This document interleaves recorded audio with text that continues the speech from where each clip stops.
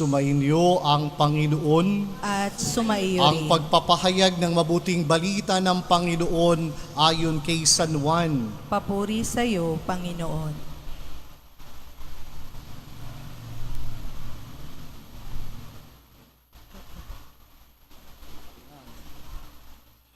Gayon na lamang ang pag-ibig ng Diyos sa libutan, kaya ibinigay niya ang kanyang bugtong na anak upang ang sumasampalataya sa kanya hindi mapahamak, kundi magkaroon ng buhay na walang hanggan.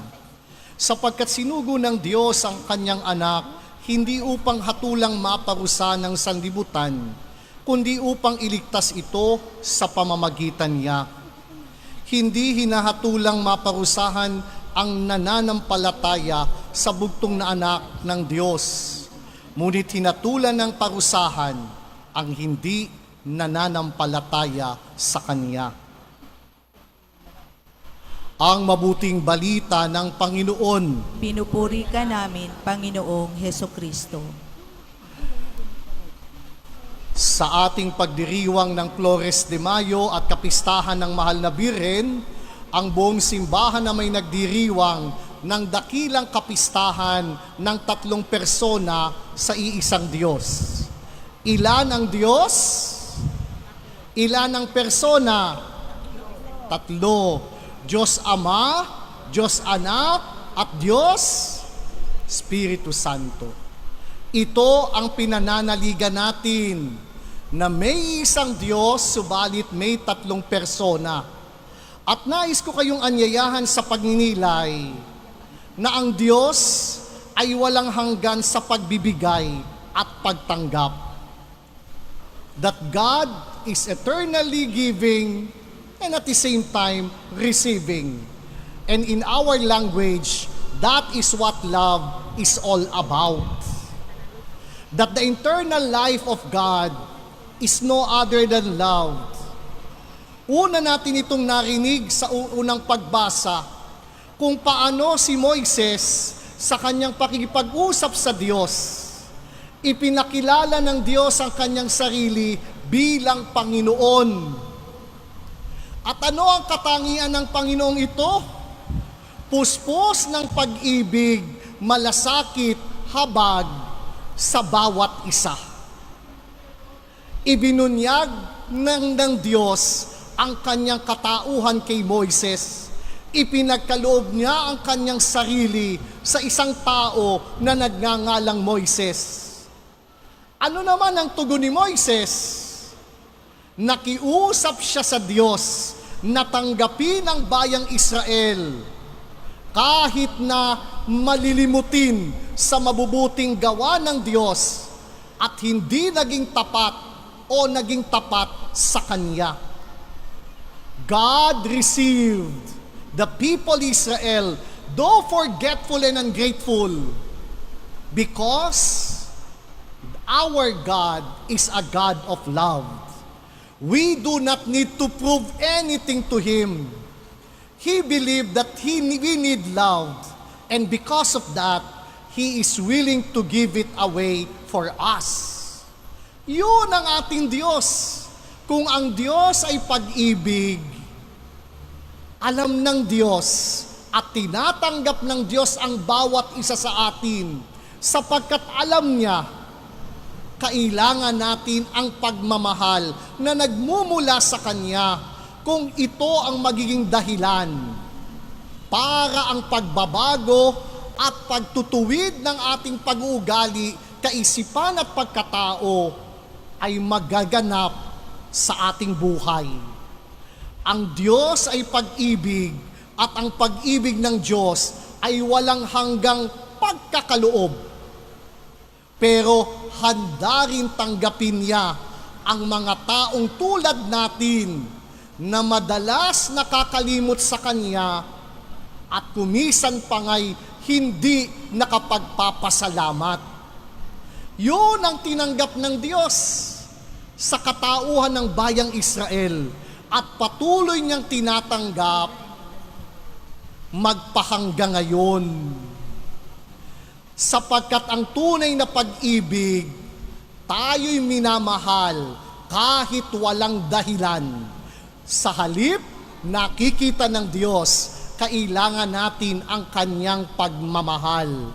At ang Diyos na may umiibig sa pagbabakasakali na doon magmumula ang pagtutuwid at pagbabago ng ating buhay.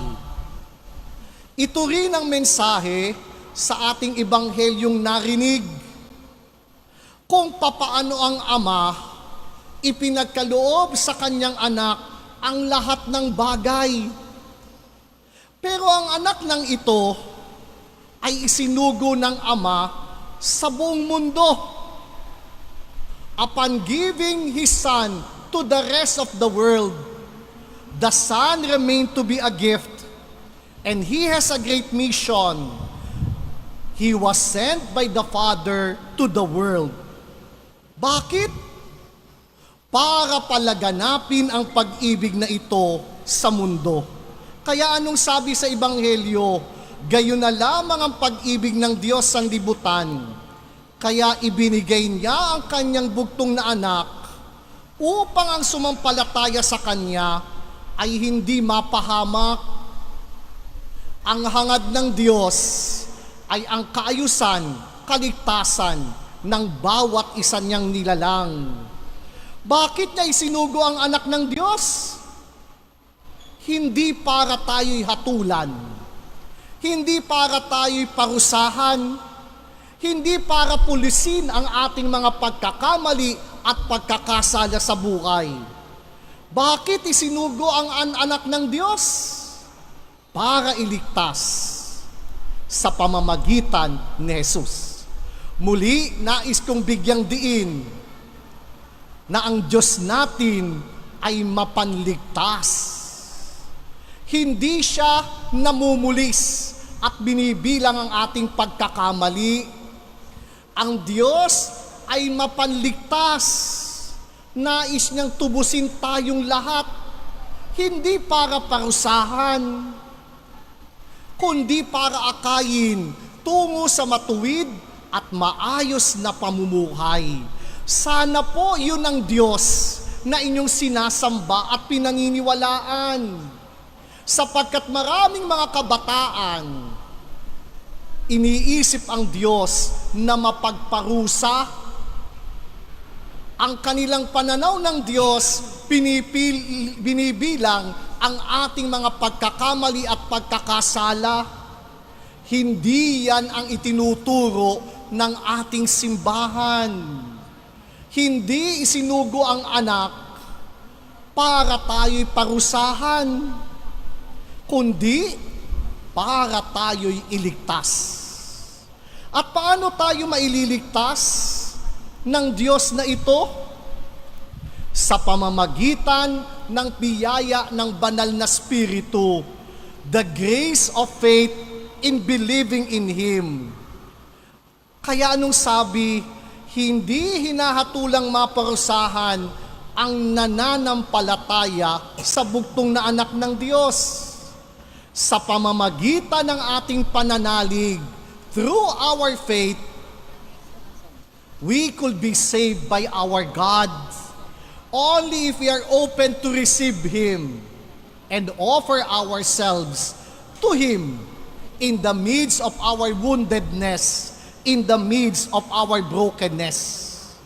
At doon, nagkakaroon ng kaligtasan. Kapag tayo'y nananampalataya at tinatanggap natin si Jesus at iniaalay natin ang makasalanan nating katauhan, tiyak ang kaligtasang handog ng Diyos ay makakamit nating lahat. Ngayon po, pinararangalan natin ang mahal na Birhen de las Flores, ang mahal na Birheng Maria. Siya, nakaisa ng bukluran ng Ama, Anak at ng Espiritu. Nang siya'y lukuban ng banal na Espiritu, tinanggap niya ang kaloob ng Diyos. Ano ang ginawa ni Maria? Inialay naman niya ang kanyang buong sarili sa Diyos hanggang sa huling yugto ng kanyang buhay. Kaya ang walang hanggang pag-ibig ng Diyos ay patuloy na umiiral sa katauhan ni Maria, na kahit siya'y nasa langit na, makailang beses siyang nagpapakita sa mga tao para akayin palapit sa buklurang pagmamahalan ng Ama, ng Anak at ng Banal na Espiritu, sapagkat siya ay tumanggap ng pag-ibig ng Diyos. Hindi niya maangkin ito. Sa halip, patuloy niyang ibinabahagi sa ating lahat. Kaya nga tayo may kapistahan ng Flores de Mayo para parangalan at papurihan si Maria na tumanggap pero handa ring magkaloob, mag-alok, magbahagi at magbigay ng sarili para sa Diyos. Mga binibini na sasagala sa araw na ito, tumanggap kayo ng buhay, tumanggap kayo ng kagandahan. Sana ang kagandahang ito'y hindi panglabas lang. Sa halip, ito'y nagmumulat bumubukal sa inyong katauhan. Sana ang kagandahang nakikita namin ngayon sa inyo, tulad ng kagandahan ni Maria, ay patuloy niyong maipamalas sa pag-aalay ng inyong sarili, sa pagiging masunurin sa mga magulang, sa pagiging tapat sa mga kasunduan, at pagiging busilak ang kaisipan maging ang pangangatawan. Let our procession ng mga sagala ay katulad ni Maria, tumanggap tayo ng kabutihan, ng kaayusan ng ating katauhan, ng kagandahan. Sana hindi humihinto sa pagsasagala ang kagandahan at kabutihang ito. Tulad nawa ni Maria, patuloy kayong mag-aalay ng inyong sarili sa paglilingkod, sa pagiging masunurin sa magulang, sa pagiging tapat sa mga kasunduan, at gayon din naman sa pagiging busilak at dalisay ng isip, puso at maging pangangatawan. Kapag ganon, tunay tayong nagiging kalugod-lugod na handog at alay sa Diyos. Tulay na ang pag-ibig ng Diyos ay ating tinatanggap at hindi naman tayo nagdadalawang isip na ito'y ialay at ihandog din sa Diyos sa paglilingkod, tulad ng mahal na Birheng Reyna de las Flores na nagbibigay ng samyo ng kabanguhan ng kabutihan para maakay ang sangkatauhan palapit sa kanyang anak na si Jesus. Nawa ang mga kagandahang ating nakikita sa bawat isa ay tunay na nagmumula at nagbubukal sa panglabas na kabutihan, na kahit wala na kayong make-up, wala na kayong gown, nakikita pa rin ang kagandahan ng inyong asal, ugali, pananalita at maging pamumuhay. Akayin nawa tayo ng mahal na Birheng Maria upang patuloy na tumanggap sa walang hanggang pagbibigay ng Diyos ng kanyang pagmamahal. At huwag din manghinawa na ibahagi ang pag-ibig na ito para sa iba. Sa ganong diwa, mababago natin ang takbo ng ating mundo. Sa pagtatapos po ng misa, gagawin naman natin ang prosesyon sa labas ng simbahan. At pagkatapos po, pagpapasok na tayo ng loob ng simbahan, ang lahat ng sagalay pagkakalooban ng bulaklak at isa-isang pipila ang mga sagala mamaya pagkatapos ng prosesyon para ihandog ang bulaklak sa mahal na ina. Kaya po, sa harapan ng simbahan, may mag-aabot po ng bulaklak sa mga sagala pagbabalik galing prosesyon. At hindi na kailangang bumalik sa upuan, kundi ihahandog na tuluyan yon sa harapan ng mahal na ina at saka lang natin iinsensuhan ang mahal na Birhen. Tumayo po tayo para sa pangwakas na pagbebendisyon.